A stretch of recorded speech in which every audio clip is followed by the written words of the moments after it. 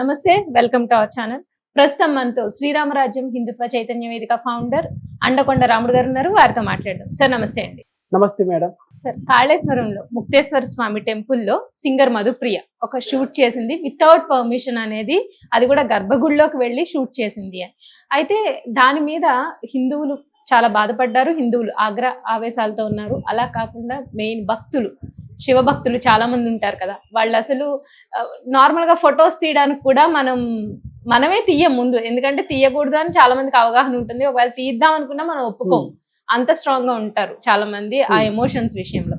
So వాళ్ళు అందరూ కూడా కనీసం అమ్మాయి సారీ కూడా చెప్పలేదు.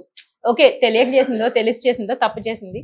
లాస్ట్ కూడా చూసుకుంటే మంగళి గారు కానీ, శ్రావణ భార్గవి గారు కానీ, శ్రావణ భార్గవి అన్నమాచార్య కీర్తనల గురించి మళ్ళీ తను సారీ చెప్పడం జరిగింది. మంగళి గారు కూడా సారీ చెప్పారు. వాళ్ళు ఏంటంటే హుందాతనంగా ఒకవేళ తప్పు చేసినా అంగీకరించారు. ఈ అమ్మాయి చూస్తే ఇప్పటి వరకు కూడా మధుప్రియ సారీ చెప్పలేదు అనే న్యూస్ వస్తుంది. దీని మీద మీ స్పందన ఏంటండి? అలాగే రెడ్ టీవీ ప్రేక్షకులందరికీ కూడా జై శ్రీరామ్, హరహర మహాదేవ, శంభో శంకర. నా పేరు అంబావతుల అండకొండ రాముడు, శ్రీరామరాజ్యం హిందుత్వ చైతన్య వేదిక ట్రస్ట్ వ్యవస్థాపక అధ్యక్షుని, అలాగే స్వయంభూ శ్రీ పుష్పాచలేశ్వర స్వామి దేవస్థాన పునఃప్రారంభకుని. అయితే ఇక్కడ మనం అర్థం చేసుకోవాల్సింది ఏంటంటే మేడం, ఇది ఈ రోజు నుంచి జరుగుతున్నటువంటి దాడి కాదు. ఏంటంటే ఈ యొక్క ఒకసారి పబ్లిక్ లో పాపులారిటీ అయిన తర్వాత చాలా మంది ఏం చేస్తారంటే హిందువుగానే ఉంటారు, హిందూ ముసుకేసుకొని వచ్చి హిందుత్వం పైన చేస్తున్నట్టు ఒక రకమైనటువంటి దాడి అని చెప్పాలి. ఇది తెలిసి చేస్తున్నారా తెలియక చేస్తున్నారా అనేటువంటిది వాళ్ళకి అవగాహన లేనప్పుడు హిందూ సమాజము లేదంటే భక్తులు ముందుకు వచ్చేసి అయ్యా ఇది తప్పు అనేటువంటి వాళ్ళు ఎప్పుడైతే వాళ్ళ దృష్టికి లేదంటే హిందూ సమాజాన్ని తీసుకొని వచ్చి మీడియాలలో కూడా మనం చెప్పినప్పుడు హుందాతనంగా బహిరంగ క్షమాపణ, బేషరతుగా క్షమాపణ చెప్తే సమస్య అనేటువంటి ఇంతవరకు వచ్చేదే కాదు. అలాగే ఏంటంటే మధుప్రియ సింగర్ గారు వచ్చేసి ఇది 3 days నుంచి నడుస్తున్నటువంటి ఇష్యూ, ఓకేనా. అయితే ఇక్కడ మనం ఆయా సోషల్ మాధ్యమాల్లో మనం చూసినప్పుడు ఏంటంటే ఇది ముక్తేశ్వర స్వామి దేవస్థానంలో అక్కడ బోలోశంకరుడు అనేటువంటి శివయ్య, అలాగే యమ కూడా ఉన్నారు, యముడు. సో ఇక్కడ బోలోశంకరుడు క్షమిస్తాడేమో కానీ యమతో కొద్దిగా జాగ్రత్తగా ఉండాల్సినటువంటి ఈ మధుప్రియ సింగర్ గారు చేయలేదు. అలాగే ఏంటంటే చాలా మంది అక్కడ ఈవో గారు ఏమన్నారనంటే మేము గుడిలో అక్కడ సాంగ్ షూట్ చేసుకోవడానికి మేము పర్మిషన్ ఇవ్వలేదు అనేటువంటి కూడా మనం మాధ్యమాల్లో చూస్తూనే ఉన్నాము. అలాగే ఏదో పూజారి అనేటువంటి పూజారి పైన నెట్టే ప్రయత్నం చేస్తున్నారేమో అనిపిస్తుంది. కానీ ఇక్కడ మధుప్రియ గారు కనుక చూసినట్టయితే అయ్యా శివయ్య దగ్గర అయినప్పుడు ఒక దేవస్థానంలో ఆగమం అనేటువంటి ఒక ఆగమ సంబంధమైనటువంటి ప్రతిష్ఠ జరిగినప్పుడు మనం చాలా జాగ్రత్తగా ఉండాలి. గర్భగుడిలో అనేటువంటి ఎవరు పడితే వాళ్ళు వచ్చేదానికి ఉండదు, అది ఆస్కారం ఉండదు. దేవస్థానానికి రావచ్చు, స్వామి దర్శనానికి రావచ్చు, కానీ ఆ యొక్క గర్భగుడిలోకి అనేటువంటి అర్హత ఉంటుంది అనే విషయాన్ని మనం ప్రతి ఒక్క హిందూ కూడా తెలిసే ఉంటుంది. కానీ ఇది ఏదైతే మేము పాపులారిటీ కదా, మేము ప్రజలు మమ్మల్ని అందరూ రికగ్నైజ్ చేస్తున్నారు, మాకు అందరూ తెలుసు అనేటువంటి అహంకార ధోరణికి వెళ్ళామనుకోండి, ఇలాంటి దుష్పరిణామాలు వస్తాయి. మీరు శివయ్య కోసం పాటలు పాడారు, మేము కూడా చూసాము, ఆనందించాము, చప్పట్లు కూడా కొట్టాము, రోజు ఉదయం పూట పాటలు కూడా వింటాము.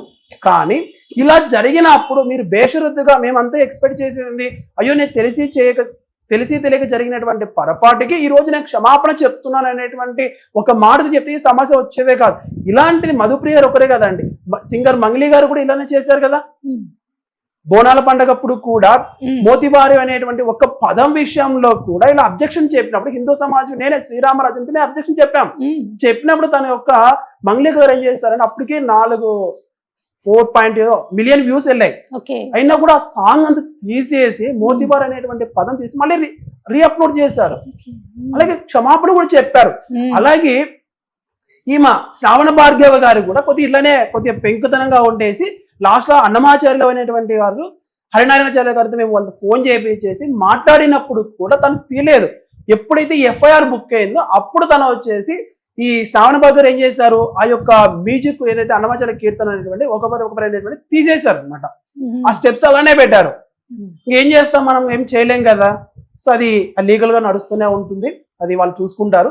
అలాగే ఇక్కడ ఇంకొక విషయం కనుక మనం చూస్తే ఈ వై యుగేందర్ కూడా ఈ విషయంలో ఏంటంటే ఇప్పుడు కదా ఇంకొకటి అనేటువంటి ఒక మూవీ వచ్చినప్పుడు ఇది 2-3 years నుంచి జరిగినటువంటి స్టోరీ అనమాట. అప్పుడు ఆదిశంకరాచార్య అయినటువంటి భజగోవింద మూఢమతి అనేటువంటి భక్తి సాంగ్ లో కూడా అప్పుడు ఈ విధమైనటువంటి ఒక పబ్ కల్చర్ లో కూడా ఈ సాంగ్, ఈ భక్తి కీర్తన అక్కడ తీసుకెళ్లి అటాచ్ చేయడం, దానిపైన మేము పెద్ద ఎత్తున కూడా మేము ధర్నా చేసేసి అప్పుడు కంప్లైంట్ ఇస్తే తెలుగు ఫిలిం ఇండస్ట్రీ ఒక బోర్డు జూబ్లీహిల్స్ లో ఉంది, అక్కడికి వెళ్ళేసి వాళ్ళకు కూడా మేము ఫిలిం ఛాంబర్ కంప్లైంట్ ఇచ్చినప్పుడు అతను ఈవినింగ్ వచ్చేసి క్షమాపణ చెప్పాడు. ఎందుకు అప్పుడు జరగాల్సినటువంటి హిందూ సమాజం జరిగినటువంటి నష్టాన్ని ఎవరు కూరుస్తారు అనేటువంటిది ఇక్కడ ప్రశ్నార్థంగా మిగులుతుంది.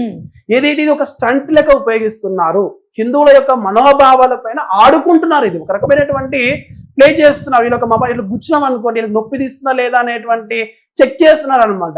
ఇది ఎప్పుడైనా ఒక రోజు పెను ప్రమాదానికి దారి చేస్తుంది. ఇది ఎవరైతే మనం సమాజానికి దిశానిర్దేశం తీసేటువంటి ఒక పెద్ద స్థాయిలో ఉంచినప్పుడు సమాజము మనము కూడా వాళ్ళ యొక్క మనోభావాలను దృష్టిలో పెట్టుకొని జాగ్రత్తగా మసులుకోవాలన్నటువంటి సమయం ఆసనమైంది. ఎందుకనంటే మేము గతంలో మేము వెళ్తాము, ఏమైనా చేస్తాము, చెల్లుతామని అంటే ఇప్పుడు హిందూ సమాజం లేదు, హిందూ సమాజం కూడా చైతన్యమైంది. అలాగే హిందూ సంఘాలు కూడా చాలా యాక్టివ్ గా పనిచేస్తున్నాయి ఈ విషయంలో. మటుకు ప్రతి ఒక్కరండి, నిన్నగా మన శ్రీముఖి గారు కూడా అంతే కదా, తను కూడా క్షమాపణ చెప్పింది. సో క్షమాపణ చెప్పిన తర్వాత నెక్స్ట్ టైం నుంచి వాళ్ళకు కొద్దిగా జాగ్రత్తగా ఉంటారు. ఎందుకంటే ప్రతి ఒక్కరు కూడా హిందువులు అంటే అలుసు, వీళ్ళు ఎవరు లేదులే, నిద్రావస్థలో ఉంటారు, ఇదంతా సెక్యులర్ భావజాలంలో ఉంటారు అనేటువంటి ధోరణిలోకి వెళ్ళినప్పుడు ఈ సమాచారాలు అనేటువంటి వస్తుంటాయి. ఇప్పుడు హిందూ సమాజం కూడా చాలా మేలుకునేది. అలాగే దేవాదాయ ధర్మాదాయ శాఖ మేము అడుగుతున్న ఒకటే ప్రశ్న, ఈరోజు ఎవరైతే పబ్లిక్ ఫిగర్స్ ఎవరైతే ఉన్నారో లేదంటే లీడర్స్ అనేటువంటి వాళ్ళకి మీరు పెద్ద పీట వేసేసి వాళ్ళకి డైరెక్ట్ గా గర్భగుడికి తీసుకెళ్ళడం కానీ, ఇదో మధుప్రియ గారి సింపుల్ ఎగ్జాంపుల్, ఇది మీ దేవస్థానం మీ ఆధీనం ఉంది కదా, దేవాదాయ ధర్మాదాయ తెలంగాణ రాష్ట్రంలో ఉన్నటువంటి దేవాదాయ ధర్మాదాయ శాఖలో ఉన్నప్పుడు ఈవో గారు ఏం చేస్తున్నారు అనేటువంటి ఎస్కేప్ అవుతున్నారండి. ఇదంతా కూడా ఇది మేము ఎప్పుడు చెప్పేది ఏంటంటే, మీకు చాలా మంది భద్రాచలం వెళ్ళారు అనుకోండి, పెద్ద పెద్ద దేవస్థానానికి వెళ్ళినప్పుడు ఈవెన్ మన సెల్ ఫోన్ తీసుకెళ్ళడానికి కూడా అనుమతి ఇవ్వరు. ఎప్పుడైతే అక్కడ కౌంటర్ పెడతారో అక్కడ వాళ్ళు కెమెరా వాళ్ళు ఉంటారు, వాళ్ళే తీసుకొని ఇవన్నీ చేస్తున్నప్పుడు ఇక్కడ మధుప్రియ గారికి ఎందుకు చెప్పలేదండి? అంటే ఏమంటే అక్కడ వచ్చినటువంటి భక్తులందరినీ కూడా ఆపేసేసి ఈ రోజు అక్కడ తను దేవస్థానంలో షూట్, అది ఒక డివోషనల్ అవ్వచ్చు, భక్తి భావం అవ్వచ్చు, కానీ ఇక్కడ అభ్యంతరం చెప్పినప్పుడు కూడా ఇలా వ్యక్తపరిచినప్పుడు మీరు తగు జాగ్రత్తలు అనేటువంటి దేవాదాయ ధర్మాదాయ శాఖ కూడా తీసుకోవాలి. ఇలాంటివి మళ్ళీ పునరావృతం కాకుండా ఉండడానికి మీరు ఏ చర్యలు తీసుకున్నారు? ఈవెన్ అక్కడ బోర్డు అనేది పెట్టినాడు. చాలా మంది ఏంటంటే ఇప్పుడు మనం అబ్జెక్షన్ చెప్పామనుకోండి, మేము నోటీస్ బోర్డు పెట్టామంటే హెచ్చరిక బోర్డు, గమనిక బోర్డు అని పెట్టాం కదా, వాళ్ళు చూసుకోకుండా ఆ విధంగా అయినప్పుడు దీనికి ఎవరు రెస్పాన్సిబిలిటీ, బాధ్యత ఉన్నదా? కేవలం గుడి మీద వచ్చేటువంటి ఆదాయం పైన పెట్టేటువంటి శ్రద్ధ, భక్తుల మనోభావాల పైన మీరు శ్రద్ధ ఎప్పుడు పెడతారు, ఏ రోజు పెడతారు అనేటువంటిదే మేము సూటిగా ప్రశ్న అడుగుతున్నామండి. ఈరోజు మేము ఇదే అడుగుతున్నాం. ఈరోజు మధుప్రియ గారు అనేటువంటిది తను తప్పు చేసింది అనుకోండి, తప్పు చేసిన తర్వాత తను బహిరంగ క్షమాపణ చెప్పాలి, లేదంటే చట్టపరమైనటువంటి చర్యలకు మనము వెళ్ళిపోతాం. ఆల్రెడీ పోలీసులు కూడా నోటీస్ ఇచ్చారనేటువంటిది కూడా మనం వింటున్నా ఉన్నాం. అలా లేని పక్షంలో కూడా మేము కూడా శ్రీరామరాజ్యం నుంచి కూడా మేము కూడా ఒక కంప్లైంట్ అనేది కడప జిల్లా నుంచి కూడా మేము రేజ్ చేసే ప్రయత్నం కూడా చేస్తాము. ఎందుకంటే ఇంకొకరు ఎవరే కానీ వచ్చేసి ఈ విధమైనటువంటి దుష్కార్య చర్యలకి పాల్పోకుండా ఉంటారనేది మేము ఆశాభావం వ్యక్తపరుస్తూ, అలాగే ఎవరైనా సరే అంటే మేము మీడియాలో కానీ లేదంటే మేము యాక్టర్స్, మేము పొలిటీషియన్స్ ఎవరైనా సరే బహు జాగ్రత్తలు వహించేసి హిందూ సమాజానికి మనం గౌరవిద్దాం. అలాగే స్వామివారి పైన భక్తి భావం ఉన్న మేము పాటలు పాడామంటే ఎంతో మంది చైతన్యవంతులు చేశారు. అయితే సోవార్ ఈరోజు ఏమైంది? నీ భక్తి ఏమైంది? ఈరోజు ఏమైంది? ఈరోజు నువ్వు వెళ్ళేసి ఆ భక్తి అనేటువంటిది నీకు తలగా ఎక్కినప్పుడు, తలకి నెత్తికి ఎక్కిపోయింది కదా, ఎక్కిపోయి ఈరోజు నువ్వు ఏమైపోయినావు?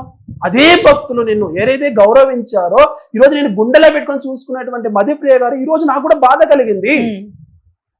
నువ్వు వెళ్ళేసి ఆ విధంగా అంటే సరే నువ్వు వెళ్ళి చేసే క్షమాపణ చెప్పితే సంతోషించావని కదా, ఈరోజు నువ్వు అంత అహంకార ధోరణిలో ఉన్నప్పుడు మేము ఏం చేయాలండి?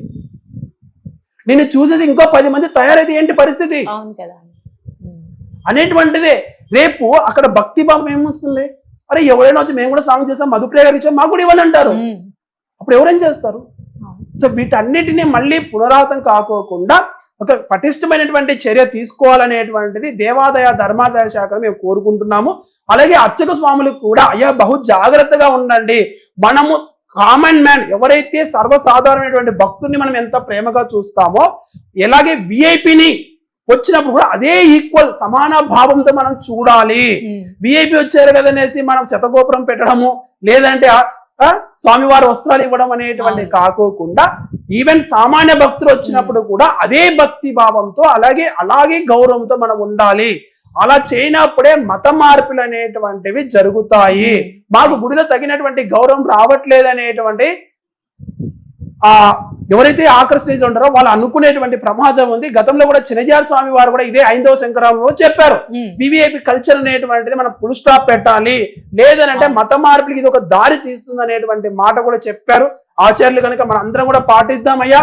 సో ప్రతి ఒక్కరు కూడా అర్చకులు కానీ